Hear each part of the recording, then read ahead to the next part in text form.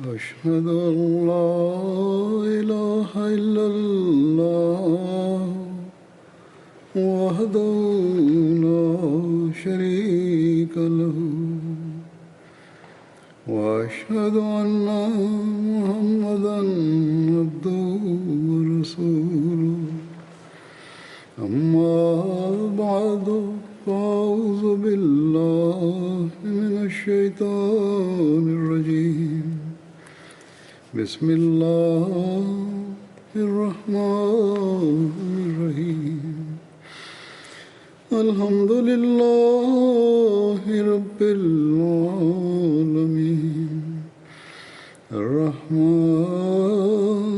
الرحيم مالك يوم الدين إياك نعبد وإياك نستعين اهدنا الصراط المستقيم صراط الذين أنعمت عليهم غير المغضوب عليهم ولا الضالين.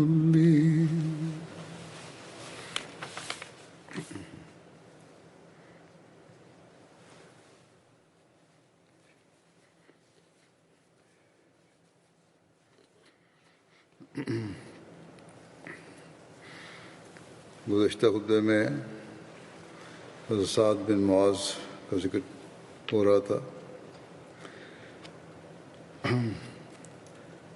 غزوہ احزاب اور حضرت سعد بن معاذ کا ذکر کرتے ہوئے سیرت خاتم النبیین میں اس میں بشیر احمد صاحب نے لکھا ہے کہ اس لڑائی میں مسلمانوں کا جانی نقصان زیادہ نہیں ہوا، یعنی صرف 5-6 آدمی شہید ہوئے، مگر قبیلہ اوس کے رئیس اعظم سعد بن معاذ کو ایسا کاری زخم آیا کہ وہ بالآخر اس سے جان بر نہ ہو سکا، اور یہ نقصان مسلمانوں کے لیے ایک ناقابل تلافی نقصان تھا.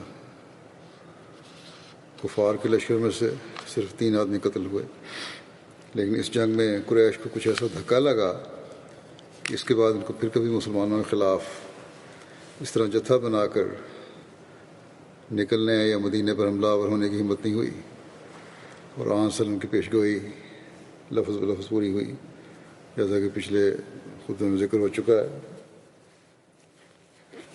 آپ نے فرمایا تھا کہ آئندہ سے کفار کو ہمت نہیں ہوگی کہ ہم پر حملہ کریں.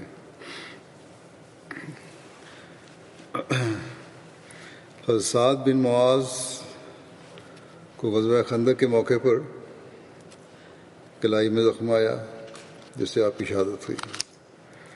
حضرت عائشہ بیان کرتی ہیں کہ میں غزوہ خندق کے روز نکلی اور لوگوں کے قدموں کے نشان پر چل رہی تھی کہ میں نے پیچھے سے آہٹ سنی. میں نے پیچھے مڑ کر دیکھا تو حضرت سعد بن معاذ اپنے بھتیجے حارث بن اوس کے ہمراہ ڈھال لیے ہوئے تھے. میں زمین پر بیٹھ گئی. حضرت سعد بن معاذ میرے پاس سے رجیہ شعر پڑھتے ہوئے گزرے کہ لبس قلیلا یدرک الحجاء حمل معاصن الموتا اذا حان الاجل، کہ کچھ دیر انتظار کرو یہاں تک کہ حمل جنگ کے لیے حاضر ہو جائے. موت کیا ہی اچھی ہوتی ہے جب مقررہ میعاد کا وقت آ گیا ہو.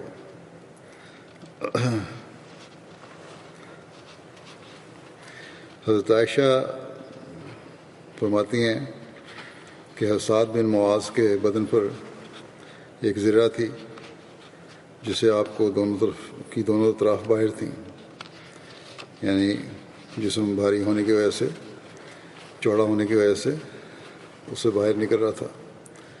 کہتی ہیں مجھے حضرت سعد کی دونوں اطراف کے زخمی ہونے کا اندیشہ ہوا اس بات پر کہ زرہ سے باہر ہیں. حضرت سعد طویل القامت اور عظیم الجثہ لوگوں میں سے تھے. حضرت سعد بن معاذ کو ابن ارقہ نے زخمی کیا تھا۔ ابن ارقہ کا نام حبان بن عبد مناف تھا۔ قبیلہ بنو عامر بن لوئی سے تعلق رکھتا تھا۔ ارقہ اس کے والد کا نام تھا۔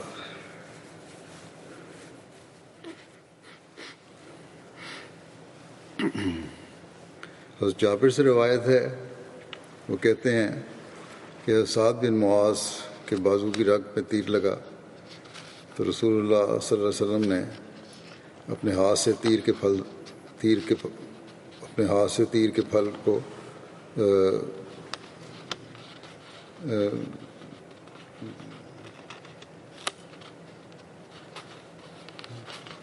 نکال کر پھل سے اس کو پھر بعد میں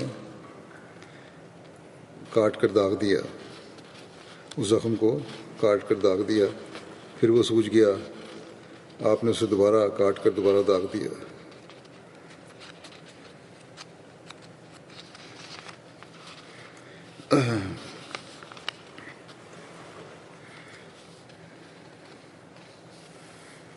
جو زخم لگا تھا تیر کے پھل سے اس کو کاٹا اور پھر داغ دیا۔ حضرت عائشہ فرماتی ہیں کہ مشرکین میں سے ایک شخص ابن ارقہ حضرت سعد بن معاذ کو تیر مار رہا تھا۔ اس نے ایک تیر مارتے ہوئے کہا، یہ لو میں نے ابن ارقہ ہوں۔ وہ تیر حضرت سعد کے بازو کی رگ میں لگا۔ زخمی ہونے پر حضرت سعد نے اللہ تعالیٰ سے یہ دعا کی کہ اے اللہ مجھے اس وقت تک موت نہ دینا جب تک کہ تو بنو قریظہ سے میری تسلی نہ کرا دے۔ حضرت عائشہ سے مروی ہے کہ خندق کے روز حضرت سعد کو زخم آیا۔ قریش کے ایک شخص حبان بن ارقہ نے آپ کی کلائی پر تیر مارا تھا۔ رسول اللہ صلی اللہ علیہ وسلم نے مسجد میں ان کے لیے خیمہ نصب کیا تاکہ قریب رہ کر ان کی عادت کر سکیں۔ حضرت عائشہ سے مروی ہے کہ حضرت سعد کا زخم خشک ہو کر اچھا ہونے لگا تو انہوں نے دعا کی کہ اے اللہ تو جانتا ہے کہ مجھے تیری راہ میں اس قوم کے خلاف جہاد کرنے سے بڑھ کر کوئی چیز زیادہ محبوب نہیں جس نے تیرے رسول کو جھٹلایا اور اسے نکال دیا۔ اے اللہ میں خیال کرتا ہوں کہ تو نے ہمارے اور ان کے درمیان جنگ کا خاتمہ کر دیا۔ اگر قریش کی جنگ میں سے کچھ باقی ہے تو مجھے ان کے مقابلے کے لیے زندہ رکھ، اگر ابھی مزید کچھ جنگیں ہونی ہیں تو پھر مجھے زندہ رکھ اس وقت تک تاکہ میں تیری راہ میں ان سے جہاد کر سکوں، اور اگر تو نے ہمارے اور ان کے درمیان جنگ کا خاتمہ کر دیا ہے جس طرح کہ میری سوچ ہے تو پھر میری رگ کھول دے اور اس زخم کو میری شہادت کا ذریعہ بنا دے۔ حضرت عائشہ فرماتی ہیں کہ زخم اسی رات پھٹ گیا اور اس میں سے خون بہہ نکلا۔ مسجد نبوی میں بنو غفار کے لوگ خیمہ زن تھے۔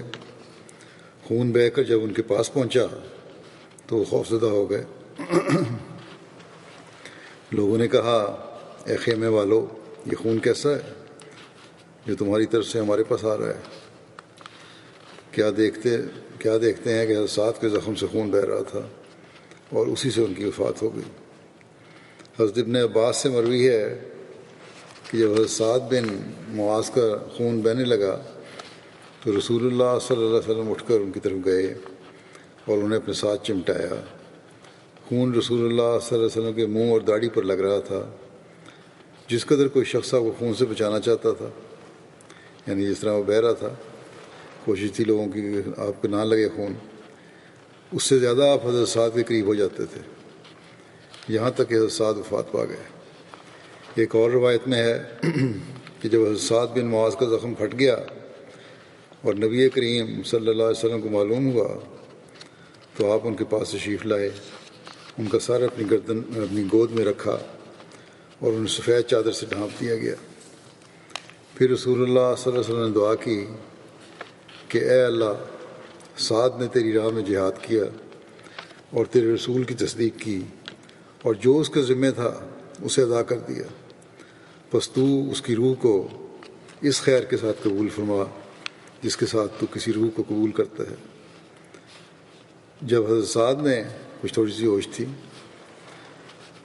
حضرت سعد نے رسول اللہ صلی اللہ علیہ وسلم کے کلمات سنے، قریب المرگ تھے اس وقت، تو انہوں نے اپنی آنکھیں کھول لیں اور عرض کیا، یا رسول اللہ صلی اللہ علیہ وسلم، آپ پر سلام ہو،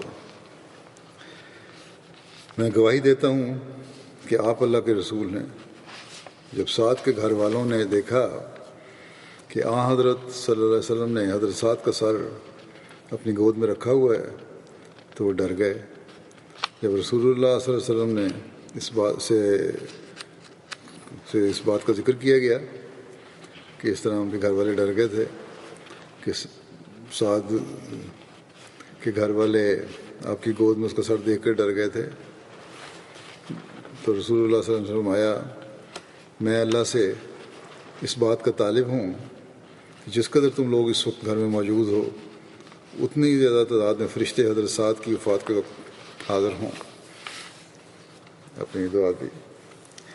حضرت انس رضی اللہ عنہ سے روایت ہے کہ انہوں نے کہا کہ نبی کریم صلی اللہ علیہ وسلم کو باریک ریشمی کپڑے کا ایک چوبا تحفہ دیا گیا۔ آپ ریشمی کپڑا پہننے سے منع فرمایا کرتے تھے۔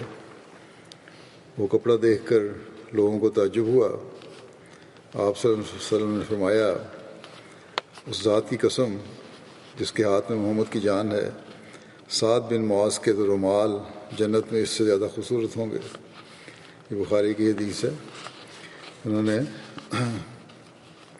ہاتھ میں کپڑا دیکھا، انہوں نے خیال تھا شاید نبی کریم صلی اللہ علیہ وسلم اس کو استعمال کریں گے کیونکہ آپ تو منع فرمایا کرتے تھے، لیکن بہرحال آپ نے اس کو دیکھ کے یہ مثال تھی کہ تم اس پہ حیران ہو رہے ہو اتنا، بلکہ حیرت کا اظہار کیا۔ اصل میں تو دوسری حدیث سے واضح ہوتا ہے کہ لوگوں نے حیرت کا اظہار کیا، جیسا کہ مسلم کی حدیث میں ہے۔ اس کی روایت اس طرح ہے کہ حضرت برا کہتے ہیں کہ رسول اللہ صلی اللہ علیہ وسلم کی خدمت میں ایک ریشمی چوگا تحفتاً پیش کیا گیا جسے آپ کے صحابہ چھونے لگے اور اس کی نرمی پر تعجب کا اظہار کرنے لگے۔ اس پر آپ نے فرمایا، کیا تم اس کی نرمی پر تعجب کرتے ہو؟ یقیناً جنت میں سعد بن معاذ کے رومال اس سے زیادہ بہتر اور زیادہ نرم ہیں۔ حضرت جابر رضی اللہ تعالیٰ عنہ سے روایت ہے کہ میں نے نبی کریم صلی اللہ علیہ وسلم سے سنا، آپ فرماتے تھے، سعد بن معاذ کی وفات پر عرش کانپ گیا۔ کہ بخاری کی روایت ہے اور مسلم میں ہے اس طرح کہ حضرت انس بن مالک نے بیان کیا کہ اللہ کے نبی صلی اللہ علیہ وسلم نے جب کہ حضرت سعد کا جنازہ رکھا ہوا تھا فرمایا، اس کی وجہ سے رحمان کا عرش لرز اٹھا۔ ان باتوں کی تفصیل اور تھوڑا سا وضاحت حضرت مرزا بشیر احمد صاحب نے یوں فرمائی ہے۔ آپ لکھتے ہیں کہ حضرت سعد بن معاذ رئیس قبیلہ اوس کی کلائی میں زخم غزوہ خندق کے موقع پر آیا تھا، وہ باوجود بہت علاج معالجے کے اچھا ہونے میں نہیں آتا تھا اور منتمل ہو کر پھر کھل جاتا تھا، کیونکہ وہ ایک بہت مخلص صحابی تھے اور حضرت صلی اللہ علیہ وسلم کو ان کی تیمارداری کا خاص خیال تھا۔ اس لیے آپ نے غزوہ خندق کی واپسی پر ان کے متعلق ہدایت فرمائی تھی کہ انہیں مسجد کے صحن میں ایک خیمہ میں رکھا جائے تاکہ آپ آسانی کے ساتھ ان کی تیمارداری فرما سکیں۔ ایک مسلمان عورت رفیدہ نامی کے خیمہ میں اس کو رکھا گیا جو بیماروں کی تیمارداری اور نرسنگ میں مہارت رکھتی تھی، یعنی وہ ایسا خیمہ تھا جہاں مریض رکھے جاتے تھے، اور عموماً مسجد حسین میں خیمہ لگا کر مسلمان زخمیوں کا علاج کیا کرتی تھی۔ مگر باوجود اس غیر معمولی توجہ کے سعد کی حالت روب اصلاح نہ ہوئی اور اسی دوران میں بنو قریظہ کا واقعہ پیش آ گیا، جس کی وجہ سے سعد کو غیر معمولی مشقت اور کوفت برداشت کرنی پڑی اور ان کی کمزوری بہت بڑھ گئی۔ انہی ایام میں ایک رات سعد نے نہایت گریہ وزاری سے یہ دعا کی کہ اے میرے مولا، تو جانتا ہے کہ میرے دل میں یہ خواہش کس طرح بھری ہوئی ہے کہ میں اس قوم کے مقابل میں تیرے دین کی حفاظت کے لیے جہاد کروں جس نے تیرے رسول کی تکذیب کی اور اسے اس کے وطن سے نکال دیا۔ اے میرے آقا، میرے خیال میں اب ہمارے اور قریش کے درمیان لڑائی کا خاتمہ ہو چکا ہے، لیکن اگر تیرے علم میں کوئی جنگ ابھی باقی ہے تو مجھے اتنی مہلت دے کہ میں تیرے راستے میں ان کے ساتھ جہاد کروں، لیکن اگر ان کے ساتھ ہماری جنگ ختم ہو چکی ہے تو مجھے اب زندگی کی تمنا نہیں ہے، مجھے اس شہادت کی موت مرنے دے۔ لکھا ہے کہ اسی رات سعد کا زخم کھل گیا اور اس قدر خون بہا کہ خیمے سے باہر نکل آیا اور لوگ گھبرا کر خیمے کے اندر گئے تو سعد کی حالت دگرگوں تھی۔ آخر اسی حالت میں سعد نے جان دے دی۔ حضرت صلی اللہ علیہ وسلم کو سعد کی وفات کا سخت صدمہ ہوا، اور واقعی اس وقت کے حالات کے متحد سعد کی وفات مسلمانوں کے لیے ایک ناقابل تلافی نقصان تھی۔ سعد کو انصار میں قریباً وہی حیثیت حاصل تھی جو مہاجرین میں ابو بکر صدیق رضی اللہ عنہ کو حاصل تھی۔ اخلاص میں، قربانی میں، خدمت اسلام میں، عشق رسول میں یہ شخص ایسا بلند مرتبہ رکھتا تھا جو کم ہی لوگوں کو حاصل ہوا کرتا ہے، اور اس کی ہر حرکت و سکون سے ظاہر ہوتا تھا کہ اسلام اور بانی اسلام کی محبت اس کی روح کی غذا ہے، اور بوجہ اس کے کہ وہ اپنے قبیلے کا رئیس تھا، اس کا نمونہ انصار میں ایک نہایت گہرا عملی اثر رکھتا تھا۔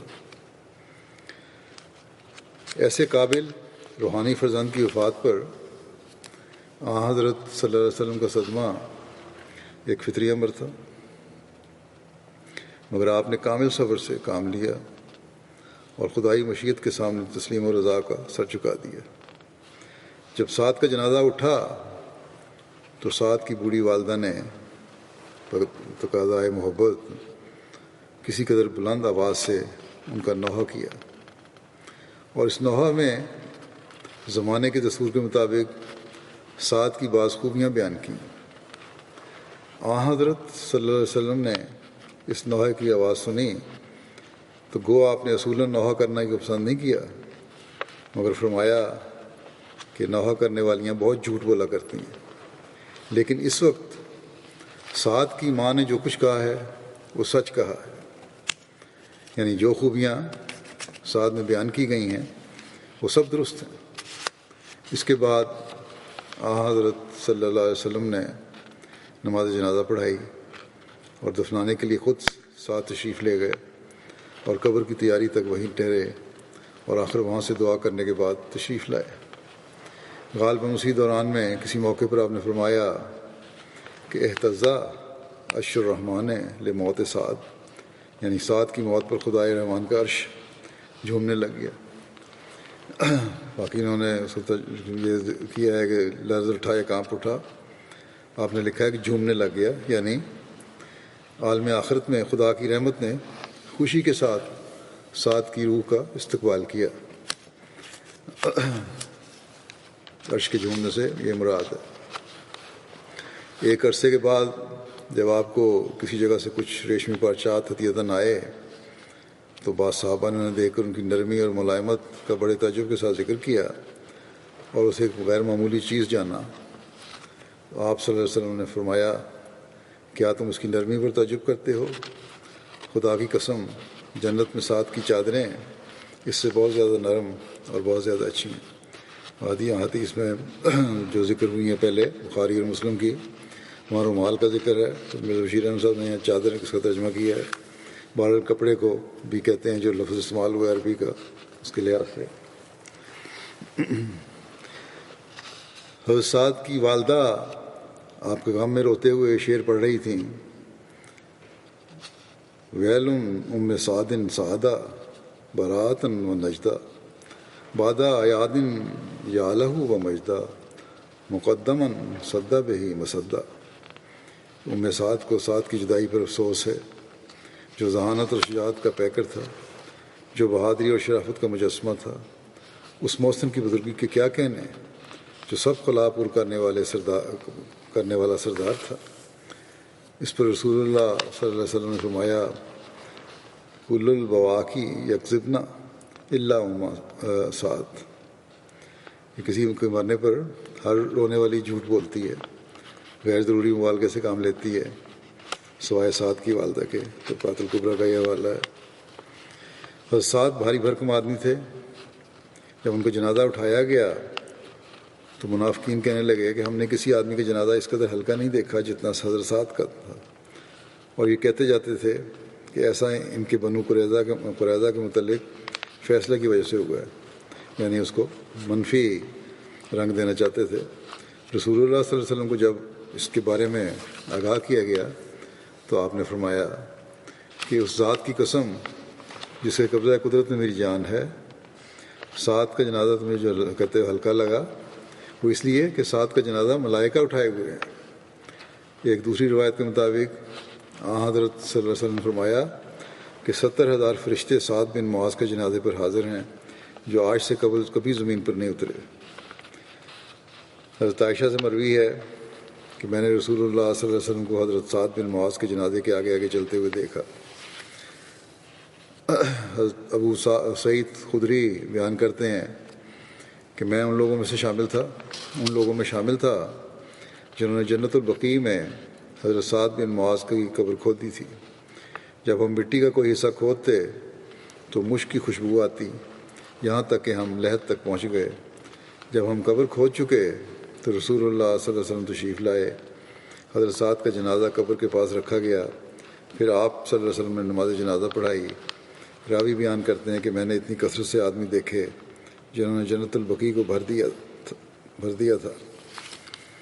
عبد الرحمن بن جابر اپنے والد سے روایت کرتے ہیں کہ جب حضرت سعد کی قبر تیار ہو چکی تو 4 افراد حارث بن اوس، اسید بن حضیر، ابو نائلہ، سلکان بن سلامہ اور سلمہ بن سلامہ بن وقش حضرت سعد کی قبر میں اترے۔ رسول اللہ صلی اللہ علیہ وسلم حضرت سعد کے قدموں کی جانب کھڑے تھے۔ جب حضرت سعد کو قبر میں اتار دیا گیا تو آپ صلی اللہ علیہ وسلم کے چہرے کا رنگ تبدیل ہو گیا۔ آپ نے 3 مرتبہ سبحان اللہ کہا۔ آپ کے ساتھ تمام صحابہ نے بھی 3 مرتبہ سبحان اللہ کہا، یہاں تک کہ جنت البقیع گونج اٹھا۔ پھر رسول اللہ صلی اللہ علیہ وسلم نے 3 مرتبہ اللہ اکبر کہا۔ آپ کے ساتھ تمام صحابہ نے بھی 3 مرتبہ اللہ اکبر کہا، یہاں تک کہ جنت البقیع اللہ اکبر سے گونج اٹھا۔ رسول اللہ صلی اللہ علیہ وسلم سے عرض کیا گیا کہ یا رسول اللہ، ہم نے آپ کے چہرے کی تبدیلی دیکھی اور آپ نے 3 مرتبہ سبحان اللہ کہا، اور اس کی کیا وجہ ہے؟ تو آپ نے فرمایا کہ سعد پر قبر میں تنگی ہوئی اور انہیں دبایا گیا، اگر اس سے کسی کو نجات ہوتی تو سعد کی ضرور ہوتی، چنانچہ اللہ تعالیٰ نے ان کے لیے اسے کشادہ کر دیا۔ مسور بن رفاع قرظی بیان کرتے ہیں کہ حضرت سعد بن معاذ کی والدہ انہیں لحد میں اتارنے کے لیے آئیں تو لوگوں نے انہیں واپس بھیج دیا۔ رسول اللہ صلی اللہ علیہ وسلم آیا، انہیں چھوڑ دو۔ وہ آئیں اور قبر اس کے کہ ان کی قبر پر اینٹ اور مٹی ڈالی جاتی۔ انہوں نے حضرت سعد کو لحد میں دیکھا اور کہا مجھے یقین ہے کہ تم اللہ کے پاس ہو۔ رسول اللہ صلی اللہ علیہ وسلم نے حضرت سعد کی قبر پر ان کی والدہ سے تعزیت کی اور ایک جانب بیٹھ گئے۔ مسلمانوں نے قبر پر مٹی ڈال کر اسے برابر کر دیا اور اس پر پانی چھڑک دیا۔ تو رسول اللہ صلی اللہ علیہ وسلم قبر کے پاس تشریف لائے، کچھ دیر وہاں ٹھہرے اور پھر دعا کی اور واپس تشریف لے گئے۔ حضرت عائشہ سے مروی ہے کہ رسول اللہ صلی اللہ علیہ وسلم اور آپ کے 2 ساتھیوں حضرت ابوبکر اور حضرت عمر کے بعد مسلمانوں پر کسی کی جدائی اتنی شاک نہ تھی جتنی حضرت سعد بن معاذ کی۔ حضرت سعد بن معاذ کی عمر وفات کے وقت 37 سال تھی۔ رسول اللہ صلی اللہ علیہ وسلم نے حضرت سعد بن معاذ کی والدہ کو فرمایا کیا تمہارا غم ختم نہ ہوگا اور تمہارے آنسو نہیں تھمیں گے، کیونکہ تمہارا بیٹا وہ پہلا شخص ہے جس کے لیے اللہ تعالیٰ مسکرایا اور جس کے لیے عرش لرز اٹھا۔ جب رسول اللہ صلی اللہ علیہ وسلم نے حضرت سعد کو دفن کیا اور ان کے جنازے سے لوٹے تو آپ کے آنسو آپ کی داڑھی پر بہہ رہے تھے۔ حضرت سعد نے بیان کیا کہ میں بے شک کمزور ہوں، ایک روایت حضرت سعد کے حوالے سے ہے، بے شک کمزور ہوں مگر 3 باتوں میں بہت پختہ ہوں۔ یہ باتیں انہوں نے بتائیں اپنی، کیا باتیں ہیں میرے اندر؟ 3، بہت کمزور انسان ہوں لیکن یہ 3 باتیں ہیں جو میرے اندر بہت پکی ہیں اور ان پہ میں عمل کرتا ہوں۔ پہلی یہ کہ میں نے رسول اللہ صلی اللہ علیہ وسلم سے جو سنا اسے حق جانا،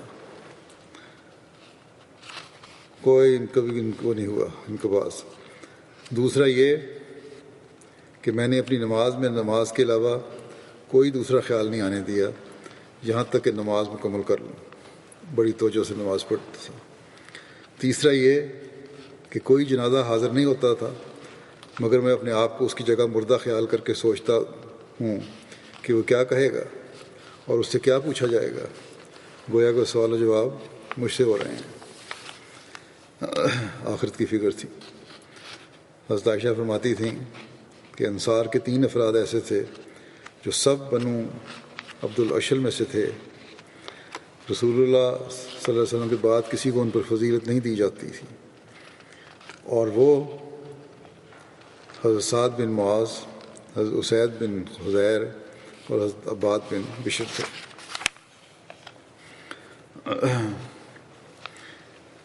اگلے جن صحابی کا ذکر ہے ان کا نام ہے حضرت سعد بن ابی وقاص۔ حضرت سعد کی کنیت ابو اسحاق تھی۔ آپ کے والد کا نام مالک بن وہیب، جبکہ بعض روایات میں مالک بن وہیب بھی بیان ہوا ہے۔ آپ کے والد اپنی کنیت ابو وقاص کی وجہ سے زیادہ مشہور ہیں، اس لیے آپ کا نام سعد بن ابی وقاص بیان کیا جاتا ہے۔ آپ کی والدہ کا نام حمنہ بنت سفیان تھا۔ حضرت سعد بن ابی وقاص کا تعلق قریش کے قبیلہ بنو زہرہ سے تھا۔ حضرت سعد بن ابی وقاص ان 10 صحابہ میں سے ہیں جن کو رسول اللہ صلی اللہ علیہ وسلم نے اپنی زندگی میں جنت کی بشارت دی تھی۔ ان 10 صحابہ کو عشرہ مبشرہ کہتے ہیں، اور حضرت سعد بن وقاص ان میں سے سب سے آخر پر فوت ہوئے۔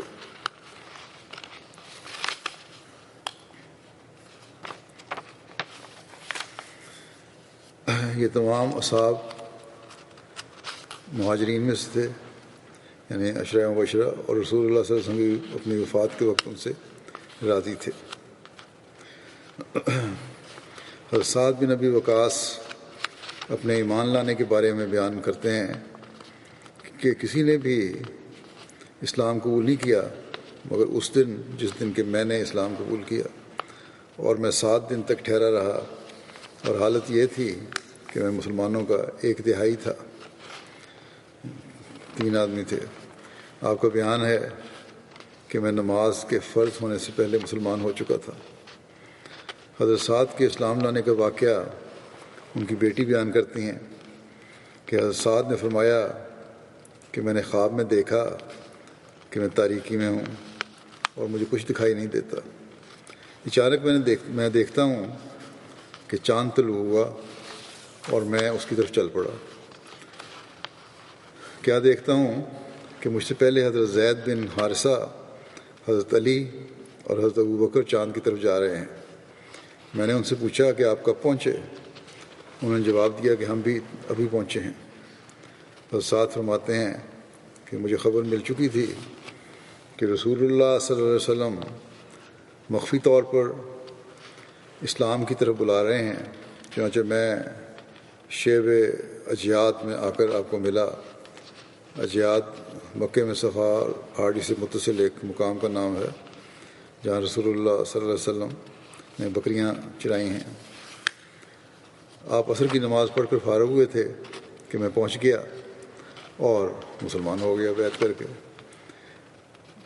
حضرت سعد کی بیٹی عائشہ بنت سعد روایت کرتی ہیں کہ میں نے اپنے والد کو یہ کہتے ہوئے سنا کہ جب میں مسلمان ہوا اس وقت میری عمر 17 سال تھی۔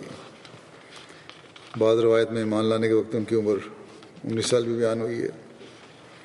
اولین اسلام لانے والوں میں حضرت ابوبکر کی تبلیغ سے 5 ایسے اشخاص ایمان لائے جو اسلام میں جلیل القدر اور عالی مرتبہ اصحاب میں شمار کیے جاتے ہیں۔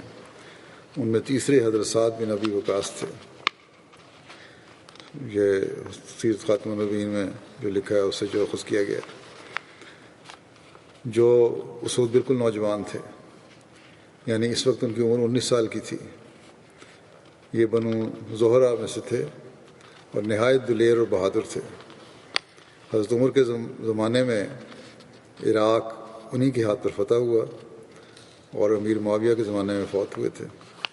حضرت سعد بن ابی وقاص نے نبی کریم صلی اللہ علیہ وسلم سے بہت سی روایات بیان کی ہیں۔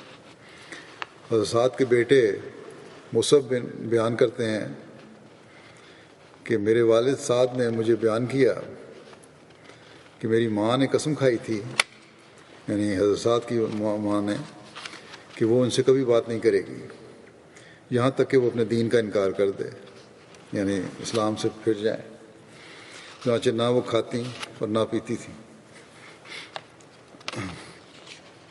کہتے ہیں کہ میری ماں نے کہا تو بیان کیا کرتا ہے کہ اللہ تعالیٰ تمہیں اپنے والدین سے احسان کی تاکید کرتا ہے، تم کہتے ہیں نا تمہارا دین یہ کہتا ہے کہ اللہ تعالیٰ نے کہا ہے کہ اپنے والدین سے احسان کرو، اس کی تاکید کی جاتی ہے۔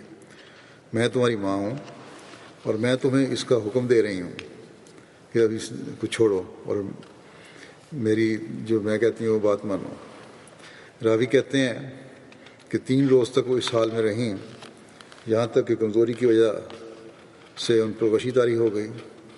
پھر ان کا بیٹا جسے عمارہ کہا جاتا تھا کھڑا ہوا اور انہوں نے پانی پلایا۔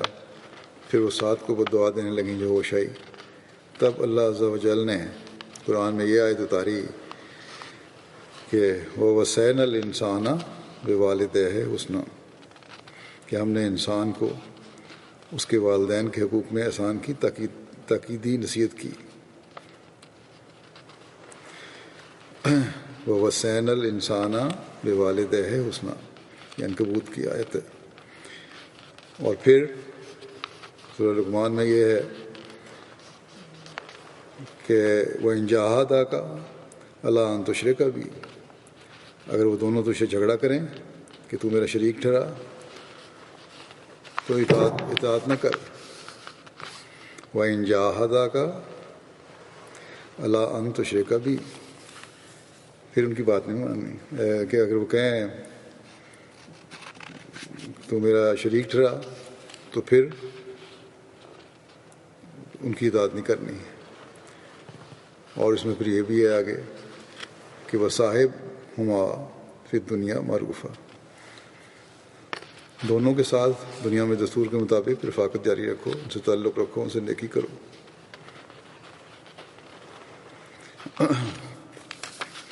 یہ اگر جھگڑا شرک کے بارے میں کرنا ہے تو پھر بات نہیں ماننی۔ یہ تفصیلی بات جو ہے پوری اسی طرح آگے چلتی ہے مضمون کے۔ اور لیکن جو دنیاوی معاملات ہیں ان میں ان سے رفاقت جاری رکھو۔ وصاحبہما فی الدنیا معروفا، ان سے تعلق رکھو، ان سے نیکی کرو۔ حضرت سعد بن ابی وقاص بیان کرتے ہیں کہ میں اپنی والدہ کے ساتھ بہت پیار کرتا تھا۔ یہ پہلی روایت مسلم میں تھی۔ آگے پھر سیرت میں لکھا ہے کہ ایک اور حوالے سے کہ سعد بن ابی وقاص بیان کرتے ہیں کہ میں اپنی والدہ کے ساتھ بہت پیار کرتا تھا، مگر جب میں نے اسلام قبول کیا تو اس نے کہا کہ اے سعد، یہ کون سا دین تو نے اختیار کر لیا ہے؟ یا تو اس نئے دین کو ترک کر دے یا میں کچھ نہ کھاؤں اور نہ پیوں گی جہاں تک کہ میں مر جاؤں گی۔ حضرت سعد نے کہتے ہیں کہ میں نے ان سے کہا کہ اے پیاری ماں، ایسا نہ کرنا، کیونکہ میں اپنے دین کو چھوڑنے والا نہیں۔ حضرت سعد بیان کرتے ہیں کہ ایک دن اور ایک رات تک میری ماں نے نہ کچھ کھایا اور نہ پیا اور اس کی حالت خراب ہونے لگی، تو میں نے ان سے کہا کہ اللہ کی قسم، اگر تمہاری 1000 جانیں ہوں اور وہ ایک ایک کر کے نکلیں تب بھی میں کسی کی خاطر اپنے دین کو ترک نہیں کروں گا۔ جبکہ آپ کی والدہ نے یہ دیکھا تو کھانا پینا شروع کر دیا۔ اس موقع پر اللہ تعالیٰ نے آیت نازل فرمائی کہ وَإِن جَاهَدَاكَ عَلَىٰ أَن تُشْرِكَ بِي مَا لَيْسَ لَكَ بِهِ عِلْمٌ فَلَا تُطِعْهُمَا وَصَاحِبْهُمَا فِي الدُّنْيَا مَعْرُوفًا، یعنی اگر وہ دونوں تجھ سے بحث کریں کہ تو کسی کو میرا شریک مقرر کرے جس کا تجھ کو کوئی علم نہیں، مَا لَيْسَ لَكَ بِهِ عِلْمٌ، کوئی علم نہیں ہے، فَلَا تُطِعْهُمَا، تو ان دونوں کی بات مت ماننا۔ ہاں دنیاوی معاملات میں ان کے ساتھ نیک تعلقات قائم رکھو۔ رسول اللہ صلی اللہ علیہ وسلم حضرت سعد کو اپنا ماموں کہا کرتے تھے۔ ایک دفعہ حضرت سعد سامنے سے آ رہے تھے تو رسول اللہ صلی اللہ علیہ وسلم نے انہیں دیکھ کر فرمایا یہ میرے ماموں ہیں، یہ میرے ماموں ہیں، کس کا ایسا ماموں ہو، کسی کا ایسا ماموں ہو تو دکھائے۔ امام ترمذی نے اس کی وجہ یہ بیان کی ہے کہ رسول اللہ صلی اللہ علیہ وسلم کی والدہ کا تعلق بنو زہرہ سے تھا اور حضرت سعد بن ابی وقاص کا تعلق بھی بنو زہرہ سے تھا۔ حضرت ابو ہریرہ سے روایت ہے کہ رسول اللہ صلی اللہ علیہ وسلم حرا پہاڑ پر تھے کہ وہ ہلنے لگا۔ اس پر رسول اللہ صلی اللہ علیہ وسلم نے فرمایا اے حرا ٹھہر جا، کیونکہ تجھ پر نبی یا صدیق یا شہید کے علاوہ کوئی نہیں ہے۔ اور اس پہاڑ پر اس وقت نبی کریم صلی اللہ علیہ وسلم تھے، حضرت ابوبکر، حضرت عمر، حضرت عثمان، حضرت علی، حضرت طلحہ بن عبید اللہ، حضرت زبیر بن عوام، حضرت سعد بن ابی وقاص تھے۔ مسلم کی روایت ہے یہ۔ اسلام کے ابتدائی ایام میں جب مسلمان چھپ کر نمازیں ادا کرتے تھے تو ایک مرتبہ حضرت سعد مکے کی ایک گھاٹی میں کچھ صحابہ کے ساتھ نماز پڑھ رہے تھے کہ وہاں مشرکین آ پہنچے اور انہوں نے مسلمانوں کو مذاق اڑانا شروع کیا اور ان کے دین یعنی اسلام میں عیب نکالنے شروع کیے، نکالنا چاہے، یہاں تک کہ لڑائی تک نوبت پہنچ گئی۔ حضرت سعد نے ایک مشرک کے سر پر اونٹ کی ہڈی اس زور سے ماری کہ اس کا سر پھٹ گیا۔ بس یہ پہلا خون تھا جو اسلام میں بہایا گیا تھا۔ مکے میں جو کفار نے مسلمانوں کے ساتھ بائیکاٹ کیا اور ان کو شیب ابی طالب میں محصور کر دیا گیا، وہ مسلمان جو ان تکالیف کا شکار ہوئے ان میں سے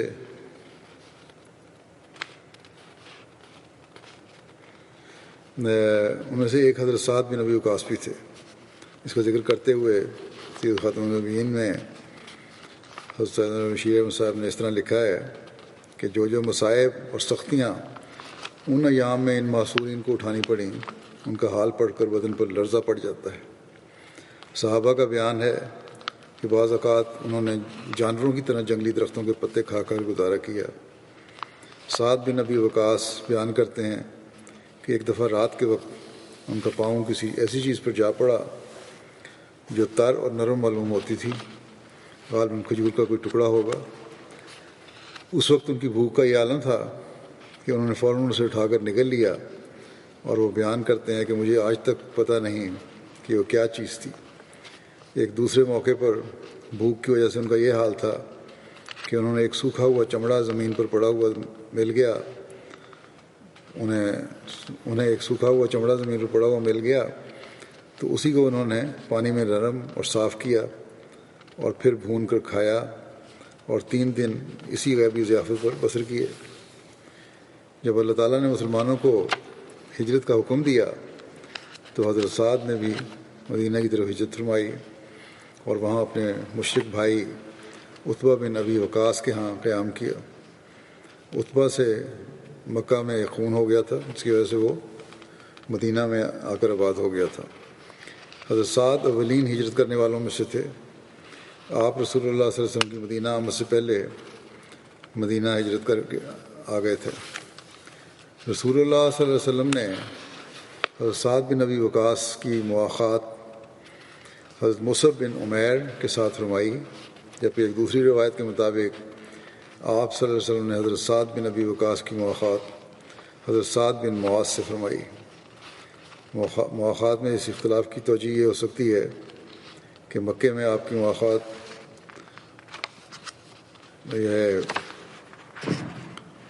مولانا غلام علی صاحب سیف نے یہ ترجیح پیش کی ہے کہ حضرت مصعب کے ساتھ تھی، مکے میں آپ کی مواخات حضرت مصعب کے ساتھ تھی اور مدینہ میں حضرت سعد بن معاذ کے ساتھ تھی۔ حضرت سعد قریش کے بہادر شاہ سواروں میں سے تھے۔ غزوات میں رسول اللہ صلی اللہ علیہ وسلم کی حفاظت اور دفاع کی ذمہ داری جن اصحاب کے سپرد ہوتی تھی ان میں سے ایک حضرت سعد بن ابی وقاص بھی تھے۔ ابو اسحاق روایت کرتے ہیں کہ رسول اللہ صلی اللہ علیہ وسلم کے اصحاب میں سے 4 اشخاص بہت سخت حملہ آور تھے: حضرت عمر، حضرت علی، حضرت زبیر اور حضرت سعد۔ ہجرت مدینہ کے بعد مسلمانوں کو کفار کی طرف سے حملے کا خوف اور پریشانی رہتی تھی، جس کی وجہ سے شروع میں مسلمان اکثر راتوں کو جاگا کرتے تھے اور رسول اللہ صلی اللہ علیہ وسلم بھی عموماً راتوں کو جاگتے رہتے تھے۔ اس بارے میں ایک روایت ملتی ہے کہ حضرت عائشہ بیان فرماتی ہیں کہ مدینہ تشریف آوری کے زمانے میں ایک رات رسول اللہ صلی اللہ علیہ وسلم سو نہ سکے تو آپ نے فرمایا، کاش میرے صحابی میں سے کوئی نیک آدمی آج رات میرا پہرا دے۔ وہ کہتی ہیں ہم اسی حال میں تھے کہ ہم نے اسلحے کی آواز سنی۔ آپ صلی اللہ علیہ وسلم نے فرمایا، کون ہے؟ انہوں نے عرض کیا، باہر سے آواز یہ آئی اور آنے والے نے یہ عرض کیا کہ سعد بن ابی وقاص، کہ میں سعد بن ابی وقاص ہوں۔ رسول اللہ صلی اللہ علیہ وسلم نے اسے فرمایا کہ تم یہاں کیسے آئے؟ انہوں نے کہا کہ میرے دل میں رسول اللہ صلی اللہ علیہ وسلم کے بارے میں خوف پیدا ہوا، اس لیے میں آپ صلی اللہ علیہ وسلم کے پہرے کے لیے حاضر ہوا ہوں۔ رسول اللہ صلی اللہ علیہ وسلم نے سعد کو دعا دی اور سو گئے۔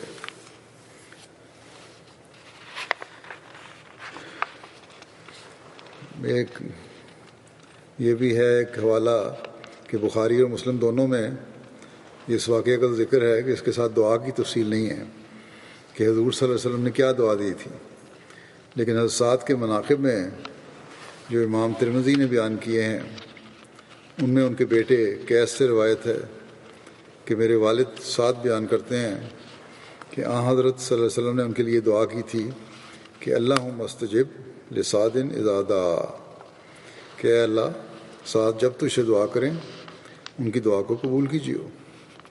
اور اکمال فی اسماء الرجال میں ہے کہ حضور صلی اللہ علیہ وسلم نے انہیں یہ دعا دی تھی کہ اللہم سدد سہمہ عجیب دعوت، کہ اے اللہ ان کا تیر ٹھیک نشانے پر بیٹھے اور ان کی دعا قبول کرنا۔ حضرت صلی اللہ علیہ وسلم کی اسی دعا کی وجہ سے حضرت سعد قبولیت دعا کی وجہ سے مشہور تھے۔ حضرت سعد بن ابی وقاص مستجاب الدعوات تھے۔ ایک شخص نے آپ پر جھوٹ گھڑا تو آپ نے اس کے خلاف دعا کی کہ اے اللہ اگر یہ جھوٹ بول رہا ہے تو اس کی بصارت جاتی رہے اور اس کی عمر طویل ہو اور اسے فتنہ میں مبتلا کر دے۔ اور اس شخص کو یہ تمام چیزیں پہنچیں۔ ایک روایت میں آتا ہے کہ قیس بن ابی حازم بیان کرتے ہیں کہ ایک دفعہ میں مدینہ کے بازار میں جا رہا تھا کہ میں حجار الزیت مقام پر پہنچا تو میں نے دیکھا کہ لوگوں کا ایک ہجوم ایک شخص کے پاس موجود تھا جو سواری پر بیٹھا تھا اور حضرت علی کو گالیاں نکال رہا تھا۔ اتنے میں حضرت سعد بن ابی وقاص وہاں آ گئے اور ان میں کھڑے ہو گئے اور ان سے پوچھا کہ کیا ہوا ہے؟ لوگوں نے جواب دیا کہ یہ آدمی حضرت علی کو گالیاں دے رہا ہے۔ حضرت سعد آگے بڑھے تو لوگوں نے انہیں راستہ دیا یہاں تک کہ آپ اس کے سامنے جا کھڑے ہوئے اور پوچھا، اے شخص تو کیوں حضرت علی کو گالیاں دے رہا ہے؟ کیا وہ سب سے پہلے اسلام نہیں لائے تھے؟ کیا وہ پہلے شخص نہیں تھے جنہوں نے رسول اللہ صلی اللہ علیہ وسلم کے ساتھ نماز پڑھی؟ کیا وہ لوگوں میں سب سے زیادہ متقی انسان نہیں ہیں؟ کیا وہ لوگوں میں سب سے زیادہ علم والے انسان نہیں ہیں؟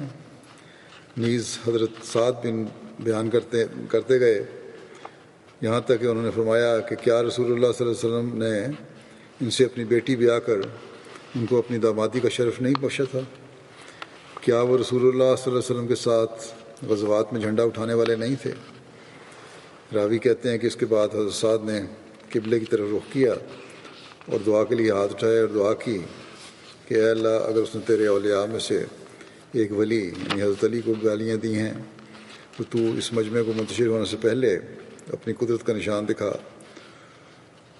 راوی مستدرک کے یہ ہے حوالہ، راوی قیس کہتے ہیں کہ اللہ کی قسم ابھی ہم وہاں سے منتشر نہیں ہوئے تھے کہ اس شخص کی سواری نے اسے نیچے گرا دیا اور اس کے سر کو اپنے پیروں سے پتھر پر مارا، جس سے اس کا سر پھٹ گیا اور مر گیا۔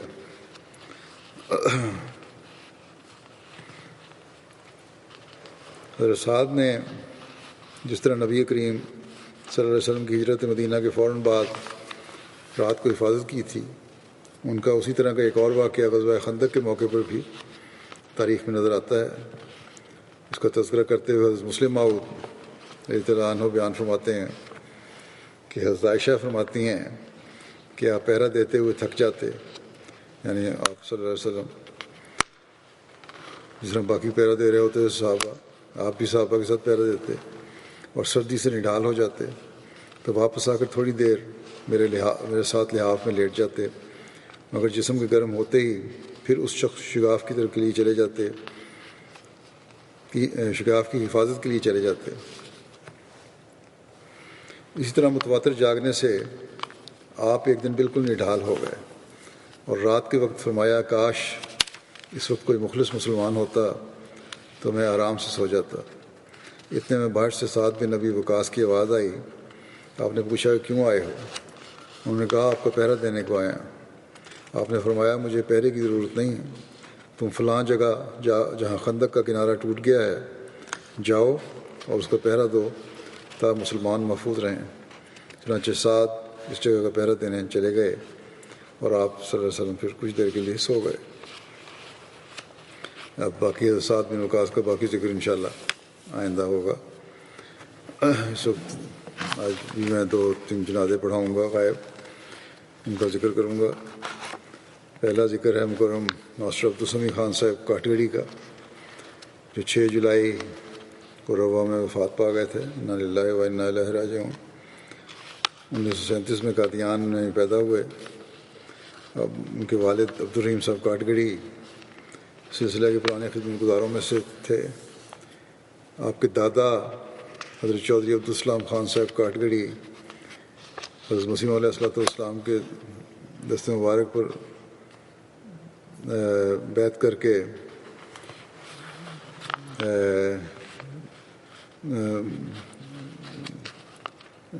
دادا نے 1903 میں حضرت مسیح علیہ السلام کی بیعت کی سعادت پائی، ہاتھ پہ بیعت کر کے آپ صحابی تھے۔ ابتدائی تعلیم تو پرائمری ماسٹر سمیع صاحب کی قادیان میں ہی ہوئی، پھر پارٹیشن ہو گئی تو میٹرک ربا کیا۔ آپ کی اولاد میں ایک بیٹا اور 2 بیٹیاں شامل ہیں۔ ان کی اہلیہ 3-4 سال پہلے وفات پا گئی تھیں۔ 1960 میں BSc کرنے کے بعد اسی سال عارضی استاد کے طور پر تعلیم اسلام اسکول میں پڑھانا شروع کیا۔ پھر 1962 میں B.Ed کیا اور باقاعدہ استاد مقرر ہوئے۔ 1969 میں پنجاب یونیورسٹی لاہور سے M.Ed کیا تو سینئر استاد بن گئے۔ پھر 1972 میں آپ تعلیم اسلام ہائی اسکول ربا کے ہیڈ ماسٹر مقرر ہوئے۔ پھر اسکول نیشنلائز ہو گیا۔ پھر 1970 میں آپ کا تبادلہ، کیونکہ وہ نیشنل اسکول تھا تو گورنمنٹ نے اپنے کسی دوسرے اسکول میں کر دیا باہر، اور ان کا پھر مختلف اسکولوں میں یہ پڑھاتے رہے۔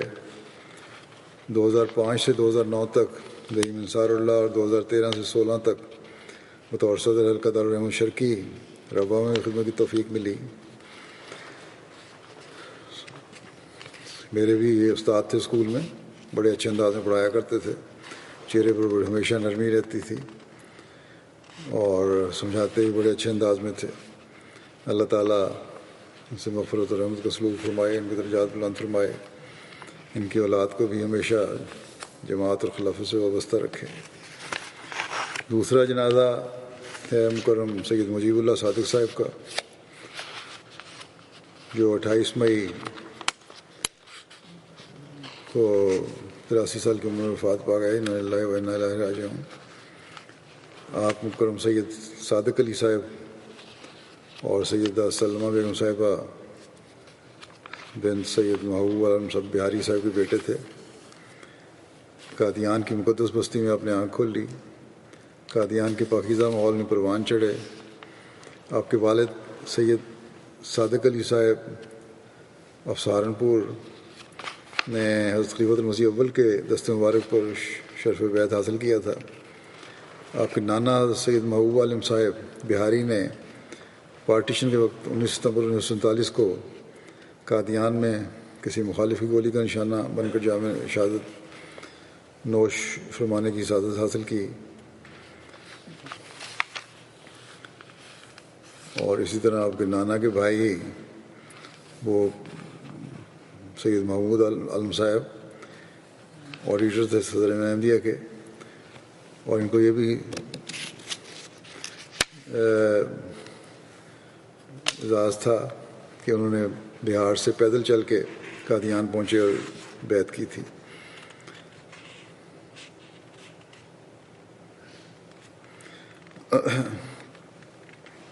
آپ کو ہلکا ارض فیلڈ میں بطور یہاں یو کے میں تھے، ارض فیلڈ میں بطور صدر جماعت خدمت کی توفیق بھی ملی۔ پھر بعد ریٹائرمنٹ محترم امیر صاحب برطانیہ کے دفتر میں رضاکار کارکن کے طور پر 16 سال تک خدمت بجا لاتے رہے، بڑی جانفشانی کے ساتھ اپنی ڈیوٹی ادا کرتے تھے، اور ہمیشہ چہرے پر ان کے نرمی اور مزاح کی نرمی رہتی تھی، مزاح کی طبیعت تھی، اور کام پوری توجہ سے کرتے، لیکن کبھی بوجھ نہیں لیتے تھے اس طرح کے، اور یا دوسروں کو پریشان نہیں کرتے تھے۔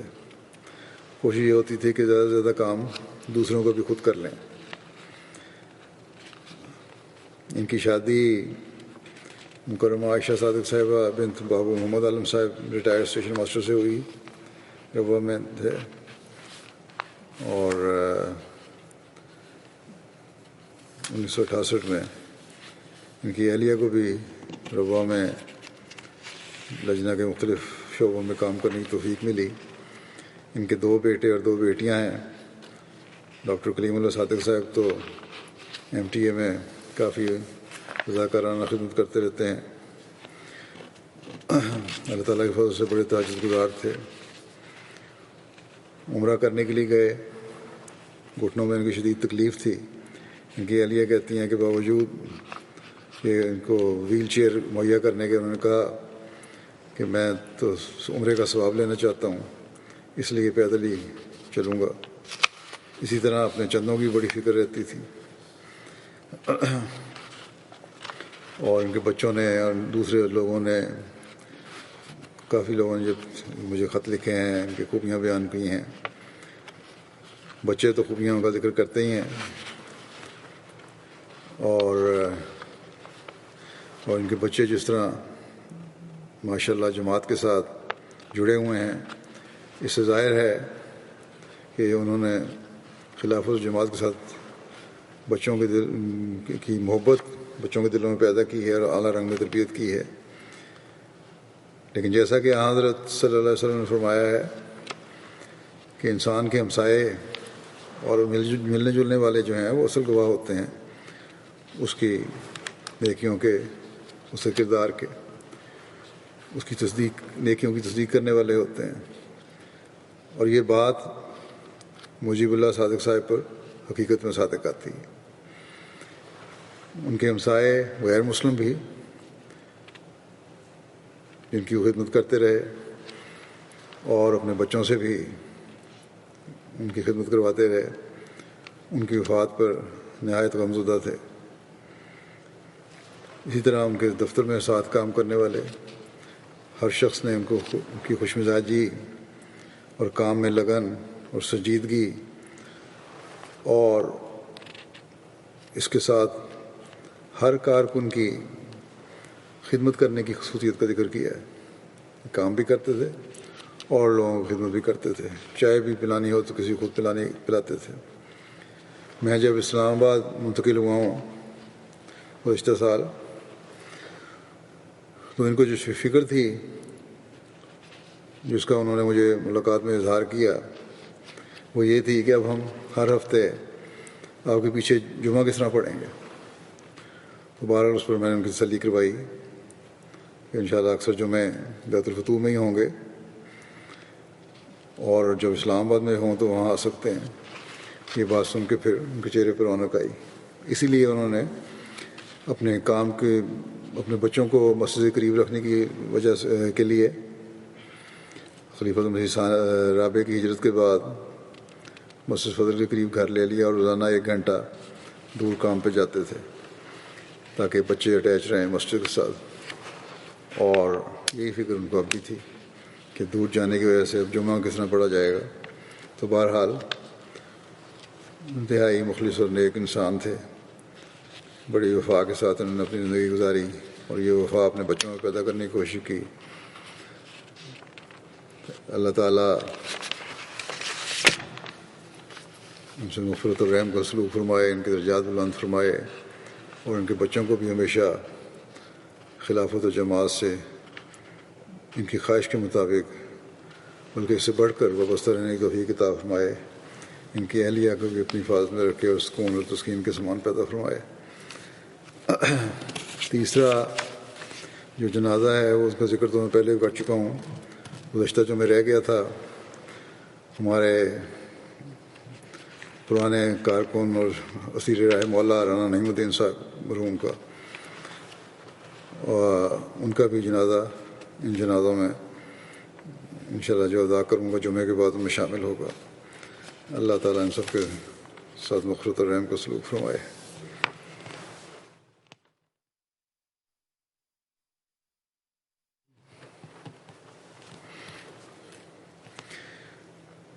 الحمد